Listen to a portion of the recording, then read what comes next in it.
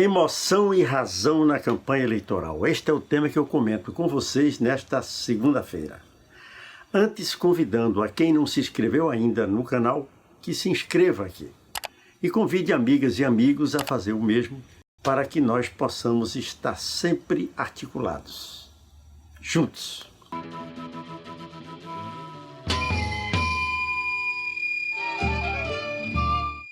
Minha gente, eu comecei a minha militância ainda na adolescência, e já passei dos 70.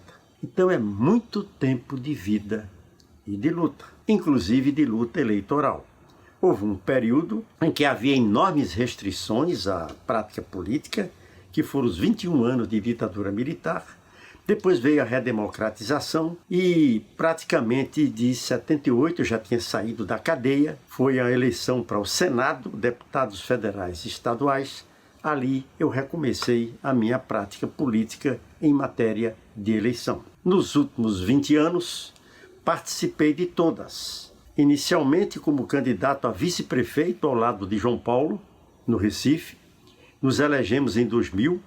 Nos reelegemos juntos em 2004 e na eleição seguinte eu fui eleito vereador pelo PCdoB, a Câmara Municipal do Recife, e no meio do mandato recebi um apelo do partido, dos amigos, de uma parcela de todos os que me acompanham e me ajudam na minha trajetória política a que disputasse as eleições para deputado estadual. Eleito deputado estadual, ia lá conduzindo o meu mandato, quando a Frente Popular do Recife faz um apelo unânime para que eu volte a disputar a eleição majoritária no Recife na condição de vice-prefeito, desta vez de Geraldo Júlio. E nos elegemos 2 vezes subsequentes e até 31 de dezembro deste ano estarei cumprindo 16 anos na condição de vice-prefeito da cidade. Essa experiência toda tem me permitido, entre acertos e erros e, sobretudo, examinando, acompanhando, observando a experiência de companheiros e companheiras que têm disputado eleições, tem me permitido identificar alguns elementos que não apenas são presentes em toda a campanha eleitoral, como em cada campanha assume feições próprias. Eu me refiro, neste caso, a 2 sentimentos, a dois elementos que fazem parte da condição humana, a razão e a emoção.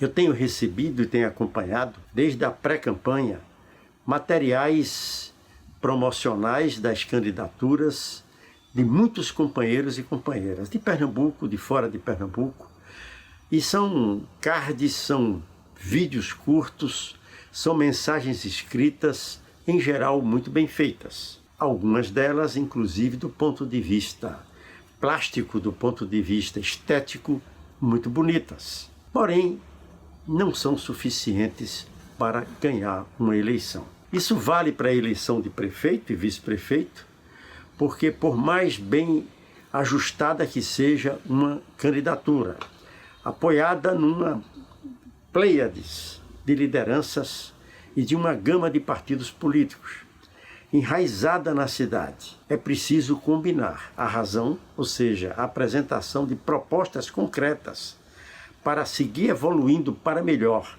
a vida na cidade, como também levar em conta a subjetividade, a emoção das pessoas. Às vezes, um fato fortuito ganha dimensão pública de certa monta e termina impactando emocionalmente parcelas expressivas do eleitorado e, por consequência, muda o rumo de uma disputa eleitoral.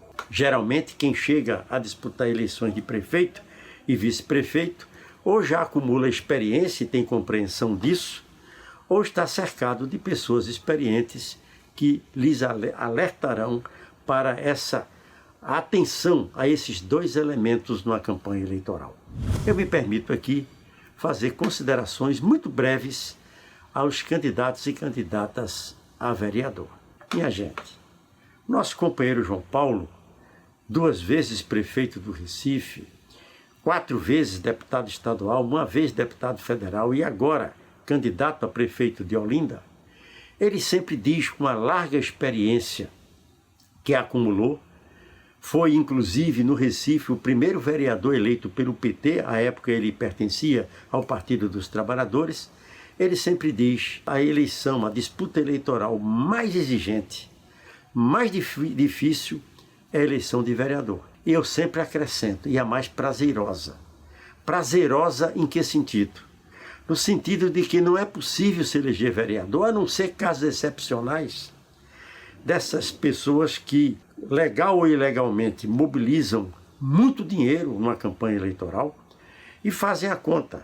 Precisam de 10 mil votos para se elegerem vereador do Recife numa determinada chapa. Eles compram, vamos dizer assim, 30 mil votos para garantir que cheguem 10 mil votos às urnas. Infelizmente, ainda existe esse tipo de procedimento e ainda existe parcelas da população suscetíveis, até por carência material, suscetíveis a esse tipo de abordagem. Mas para quem disputa a eleição na base das ideias, das propostas, ostentando uma trajetória de vida que lhes credenciam se apresentarem como opção para a Câmara dos Vereadores, estes precisam tocar na emoção e na razão como ninguém. E é impossível a um candidato ou candidata a vereador tocar na emoção das pessoas apenas com o card, apenas com o vídeo. É sobretudo necessário o contato próximo, direto. E agora, nas condições da pandemia, em que são enormes as restrições ao contato mais próximo dos candidatos e candidatas com as pessoas, eles existem, estão sendo feitos. Muitos candidatos têm se desdobrado nesse esforço de máscara, com limitações do contato próximo, com um número limitado de pessoas numa reunião breve, diferentemente de campanhas passadas, onde se juntava muita gente. Eu mesmo, quando fui eleito vereador do Recife, não tinha feito pré-campanha, porque fui indicado pelo partido 5 dias antes da convenção eleitoral. Entrei logo na campanha, e na campanha estima-se que eu tenha conversado com 4.800 e poucas pessoas. Diversas formas de conversa. A visita pessoal, a visita ao local de trabalho, à escola, aos diversos ambientes, à porta de fábrica, à porta de empresas e as reuniões em residência, que à época nós podíamos fazer, não existia a pandemia, nós podíamos fazer grandes reuniões. Numa fase final da campanha, eu cheguei a fazer 2 reuniões por noite. Eu abria uma, e alguns companheiros e companheiras davam sequência, e ia para uma outra que já estava se desenrolando, para participar do meio até o fim. Esse contato direto, principalmente para ouvir as pessoas, olhá-las nos olhos, perceber como que elas entendem a situação concreta, a sua situação de vida, a situação na cidade, a situação do país, e que perspectivas elas alimentam ou não alimentam.